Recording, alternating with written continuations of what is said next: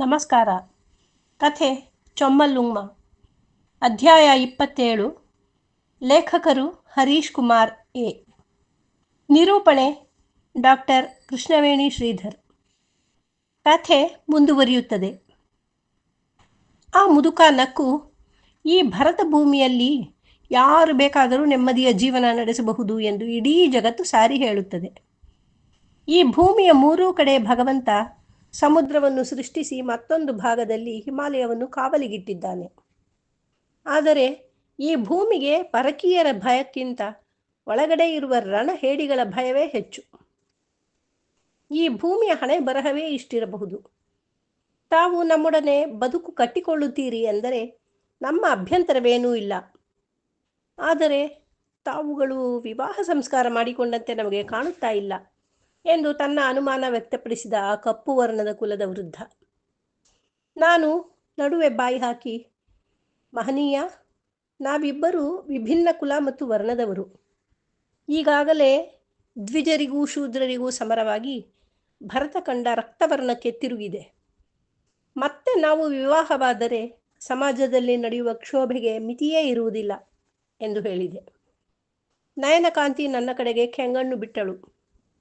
ಪಿತಾಮಹರೇ, ಕೇಳಿರಿ.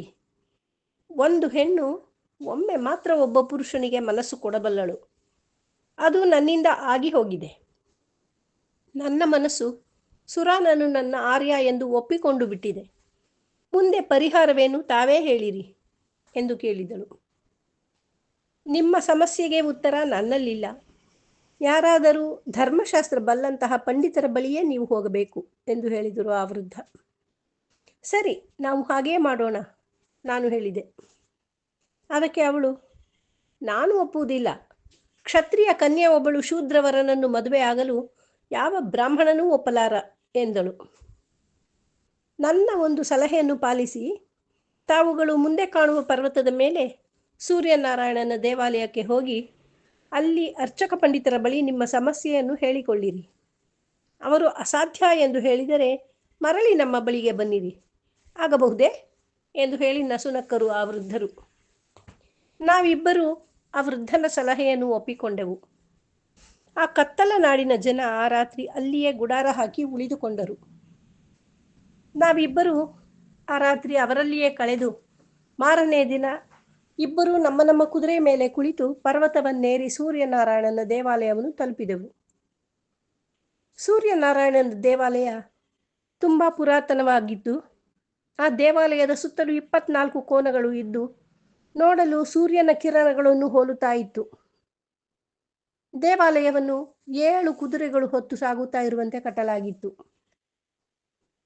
ನಾವು ಆ ದೇವಾಲಯದ ಸನಿಹದಲ್ಲಿಯೇ ಇದ್ದಂತಹ ಕಲ್ಯಾಣಿಯಲ್ಲಿ ಮಿಂದು ದೇವಾಲಯದ ಒಳಗೆ ಹೋದಾಗ ಆಗ ತಾನೇ ಮಹಾಮಂಗಳಾರತಿಗೆ ಅರ್ಚಕರು ಸಿದ್ಧತೆ ಮಾಡಿಕೊಳ್ಳುತ್ತಾ ಇದ್ದರು. ನಾವಿಬ್ಬರು ದೇವಾಲಯದ ಒಳಗೆ ಹೋದಾಗ ಅವರು ಪ್ರಸನ್ನವದನರಾಗಿ ನಮ್ಮತ್ತ ದೃಷ್ಟಿ ಬೀರಿದರು. ನಾವು ನಮ್ಮ ಪರಿಚಯವನ್ನು ಹೇಳಿಕೊಂಡೆವು. ಅವರು ಮಹಾಮಂಗಳಾರತಿಯ ನಂತರ ದೇವಾಲಯದ ಪ್ರಾಂಗಣದಲ್ಲಿ ನಮ್ಮ ಜೊತೆ ಮಾತಿಗೆ ಕುಳಿತರು. ಮಕ್ಕಳೇ, ಈ ವಿಶ್ವದಲ್ಲಿ ಮೊದಲು ಆದಿಶಕ್ತಿ ಉದ್ಭವಿಸಿದಳು. ಅವಳ ಕೃಪೆಯಿಂದ ಬ್ರಹ್ಮ, ವಿಷ್ಣು, ಮಹೇಶ್ವರರು ಸೃಷ್ಟಿಯಾದರು. ವಿಷ್ಣುವಿನ ಸಲಹೆಯಂತೆ ಬ್ರಹ್ಮನು ಸೃಷ್ಟಿ ಕಾರ್ಯವನ್ನು ಕೈಗೆತ್ತಿಕೊಂಡನು. ಇಡೀ ಮಾನವ ಕುಲವನ್ನು ಸೃಷ್ಟಿಕರ್ತ ಬ್ರಹ್ಮ ಒಬ್ಬನೇ ಸೃಷ್ಟಿಸಿದ ಎಂದ ಮೇಲೆ ನಾವೆಲ್ಲರೂ ಅವನ ಮಕ್ಕಳು. ನಮ್ಮಲ್ಲಿ ವರ್ಣಕುಲ ಭೇದ ಇಲ್ಲ. ಆದರೆ ಮಾನವರು ಕಾಲಕ್ಕೆ ತಕ್ಕಂತೆ ಮಾನವನ ಕಲ್ಯಾಣಕ್ಕಾಗಿ ಬದುಕಿನ ಹಲವು ಮಾರ್ಗಗಳನ್ನು ಮಾಡಿಕೊಂಡರು. ಸ್ವಾರ್ಥಿ ಮಾನವರು ಆ ಬದುಕಿನ ಮಾರ್ಗಗಳನ್ನು ವರ್ಣ, ಕುಲ, ಜಾತಿಗಳಾಗಿ ಮಾಡಿ ಅವರವರಲ್ಲಿ ಭಿನ್ನ ಭೇದಗಳನ್ನು ಹುಟ್ಟಿಸಿಕೊಂಡರು. ಆ ಭಿನ್ನ ಭೇದಗಳು ಈ ಉಪಖಂಡದಲ್ಲಿ ರಕ್ತಯಾತ್ರೆಗೆ ಕಾರಣವಾಗಿ ಸಾಮಾನ್ಯರು ನೆಮ್ಮದಿಯ ಬದುಕನ್ನು ಕಳೆದುಕೊಂಡರು. ಆ ರಕ್ತದ ಓಕುಳಿಯಾಟವೇ ವರ್ಣಸಮರ. ವರ್ಣಸಮರ ಏನೋ ಒಂದು ಅಂತ್ಯವನ್ನು ಕಂಡಿತು. ಮೊದಲಿನಂತೆ ಹುಟ್ಟಿನಿಂದ ಕುಲವು ನಿಷಿದ್ಧವಾಗಿ ವೃತ್ತಿಯಿಂದ ಕುಲವು ಅನುಷ್ಠಾನಕ್ಕೆ ಬರುವಂತೆ ಮಹಾಪದ್ಮನಂದ ಎಂಬ ಸಾಮ್ರಾಟನು ಶಾಸನ ಮಾಡಿದ್ದಾನೆ. ಆದರೆ ಒಳಗೊಳಗೆ ವರ್ಣಭೇದದ ಜ್ವಾಲೆ ನಾಲಿಗೆ ಚಾಚುತ್ತಲೇ ಇದೆ. ಅದೇ ಕಾರಣಕ್ಕೆ ಯಾರೂ ಸಾಮ್ರಾಟನ ಶಾಸನವನ್ನು ಸ್ವೀಕರಿಸುವುದಿಲ್ಲವೋ ಅಂಥವನ ನಾಶ ಆಗುತ್ತಿದೆ. ಸಾಮ್ರಾಟನು ಇಡೀ ಭರತಖಂಡವನ್ನು ಭಿನ್ನ ವಿಭಿನ್ನ ಮಾರ್ಗಗಳಿಂದ ಗೆದ್ದು ಅಲ್ಲಿ ತನ್ನ ಆಧಿಪತ್ಯವನ್ನು ಸ್ಥಾಪಿಸಿ ಅಲ್ಲಿಗೆ ತನ್ನ ನಂಬಿಕಸ್ಥ ಬಂಧು ಸ್ನೇಹಿತರನ್ನು ರಾಜ್ಯಪಾಲರಾಗಿ ನಿಯಮಿಸಿ ತನ್ನ ಶಾಸನವನ್ನು ಅನುಷ್ಠಾನಕ್ಕೆ ತರಲು ಎಲ್ಲ ರೀತಿಯ ಪ್ರಯೋಗಗಳನ್ನು ಮಾಡುತ್ತಾ ಇದ್ದಾನೆ. ಆದರೆ ಮುಂದೆ ಏನಾಗುವುದೋ ಯಾರು ಕಂಡರು ಎಂದು ಹೇಳಿದ ಆಚಾರ್ಯರು ಸ್ವಲ್ಪ ಹೊತ್ತು ಮೌನ ವಹಿಸಿ, ಮಾನವ ಕುಲ ಒಂದೇ ಎಂದು ಶಾಸನ ಇರುವುದರಿಂದ ತಮ್ಮಿಬ್ಬರ ವಿವಾಹ ನೆರವೇರಿಸಲು ಯಾವ ಅಡ್ಡಿ ಆತಂಕಗಳೂ ಇಲ್ಲ. ಆದರೆ ತಾವು ನನ್ನ ಮಾತನ್ನು ನಡೆಸಿಕೊಡಬೇಕು ಎಂದು ಕೇಳಿದರು. ಏನು ಹೇಳಿ ಸ್ವಾಮಿ, ಕೇಳಿದಳು ನಯನಕಾಂತಿ. ತಾವಿಬ್ಬರು ತಮ್ಮ ಬಂಧುಗಳನ್ನು ಕಳೆದುಕೊಂಡು ಆಶ್ರಯರಹಿತರಾಗಿದ್ದೀರಿ. ಆದ್ದರಿಂದ ತಾವುಗಳು ಸತಿಪತಿಗಳಾಗಿ ನಮ್ಮ ಗ್ರಾಮದಲ್ಲಿಯೇ ವಾಸಿಸಬಹುದು. ಮುಂದೆ ತಮಗೆ ಅನುಕೂಲ ಎನಿಸಿದರೆ ತಮ್ಮ ಗ್ರಾಮಗಳ ಕಡೆಗೆ ಹೋಗಬಹುದು ಎಂದು ಹೇಳಿದರು. ಆಗಲಿ ಮಹೋದಯರೇ, ನಮ್ಮ ಒಪ್ಪಿಗೆ ಇದೆ. ನಯನಕಾಂತಿ ಸ್ವಯಂ ನಿರ್ಧಾರ ತೆಗೆದುಕೊಳ್ಳುತ್ತಲೇ ಇದ್ದಳು. ನಾನು ಯಾವ ಅಭ್ಯಂತರವನ್ನೂ ಸಹ ಹೇಳದೆ ಸುಮ್ಮನೆ ತಲೆ ಆಡಿಸಿದೆ. ಆ ದಿನವೇ ಆ ಮುಹೂರ್ತದಲ್ಲಿಯೇ ನಯನಕಾಂತಿ ಮತ್ತು ನಾನು ಸತಿಪತಿಗಳಾಗಿ ಅಗ್ನಿಸಾಕ್ಷಿಯಾಗಿ ಪ್ರತಿಜ್ಞೆ ಸ್ವೀಕರಿಸಿದೆವು. ಆಚಾರ್ಯರು ನಮ್ಮಿಬ್ಬರನ್ನು ಅವರ ಗ್ರಾಮಕ್ಕೆ ಕರೆದುಕೊಂಡು ಹೋಗಿ ನಮಗೆ ವಾಸ ಮಾಡಲು ತಮ್ಮದೇ ಆದ ಒಂದು ಮನೆಯನ್ನು ಒದಗಿಸಿಕೊಟ್ಟರು. ಆ ದಿನದಿಂದಲೇ ನಾವು ಆಚಾರ್ಯರು ನಮಗೆ ಒದಗಿಸಿದ್ದ ಮನೆಯಲ್ಲಿ ಸಂಸಾರವನ್ನು ಪ್ರಾರಂಭಿಸಿದೆವು. ನಾವು ಸತಿಪತಿಗಳಾದ ಹಗಲು ಸಹ ಅದೇ ಮತ್ತು ಸತಿಪತಿಗಳಾದ ಮೊದಲ ರಾತ್ರಿಯೂ ಅದೇ ಆಗಿತ್ತು. ಆಚಾರ್ಯರ ಪತ್ನಿ ಮತ್ತು ಸೊಸೆಯರು ಸೇರಿ ನಮ್ಮ ಹೊಸ ಮನೆಯನ್ನು ತಳಿರು ತೋರಣಗಳಿಂದ ಅಲಂಕಾರ ಮಾಡಿದ್ದರು. ನಮಗಾಗಿ ಹೂವಿನ ಮಂಚವೂ ಸಿದ್ಧವಾಗಿತ್ತು. ನಮ್ಮಿಬ್ಬರನ್ನೂ ನಮ್ಮ ನವಗೃಹದ ಒಳಗೆ ಕಳುಹಿಸಿ ಆಚಾರ್ಯರ ಮನೆಯ ಸುಮಂಗಲಿಯರು ಹೊರಗಿನಿಂದ ಬಾಗಿಲನ್ನು ಭದ್ರಪಡಿಸಿದರು.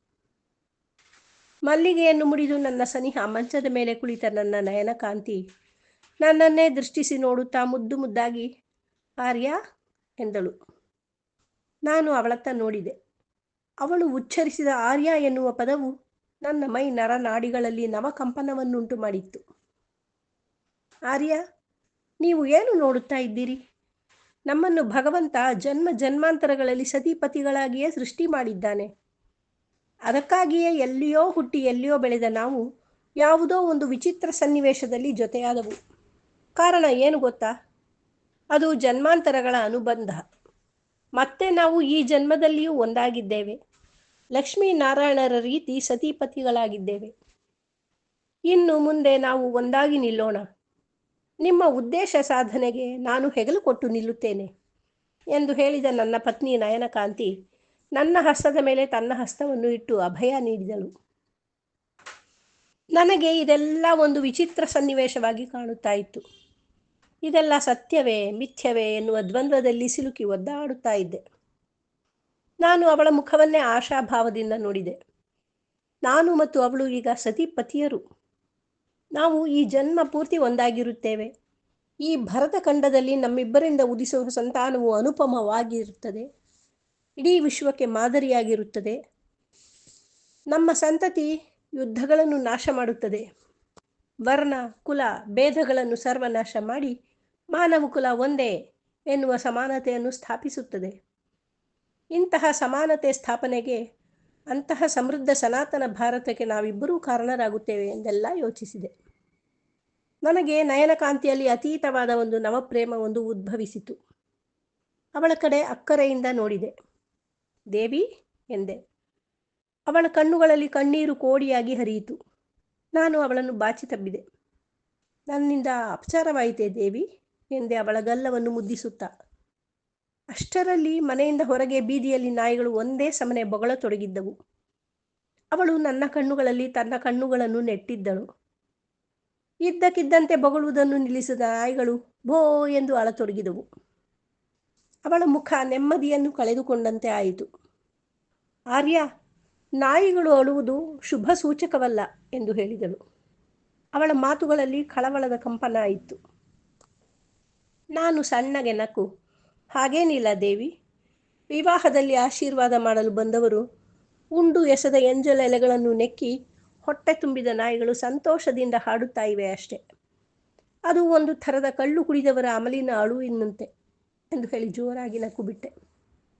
ಆದರೆ ಅವಳು ನನ್ನ ಅಪ್ಪುಗೆಯನ್ನು ಬಿಡಿಸಿಕೊಂಡು, ಸರಿಯಾಗಿ ಕೇಳಿರಿ ಆರ್ಯ, ಕುದುರೆಗಳ ಖುರಪಟದ ಶಬ್ದ, ಈಗ ಸರಿಯಾಗಿ ಕೇಳಿಸಿಕೊಳ್ಳಿ. ನಮ್ಮ ವಾಸವಿ ಮತ್ತು ವಾಸುದೇವ ಸಹ ಕೆನೆಯುತ್ತಾ ಇವೆ. ಅವಳು ಆತಂಕ ವ್ಯಕ್ತಪಡಿಸಿದಳು. ಗ್ರಾಮದ ಕಾವಲುಗಾರ ಭಟರು ಗಸ್ತು ಬಂದಿರಬಹುದು ಅಷ್ಟೆ. ಈಗ ಸ್ವಲ್ಪ ದಿನಗಳಲ್ಲಿ ಯುದ್ಧ ಮುಗಿದಿದೆ ಅಲ್ಲವೇ ಹೇಳಿದ ನಾನು ಮತ್ತೆ ಅವಳನ್ನು ಅಪ್ಪಿಕೊಳ್ಳಲು ಪ್ರಯತ್ನಿಸಿದೆ.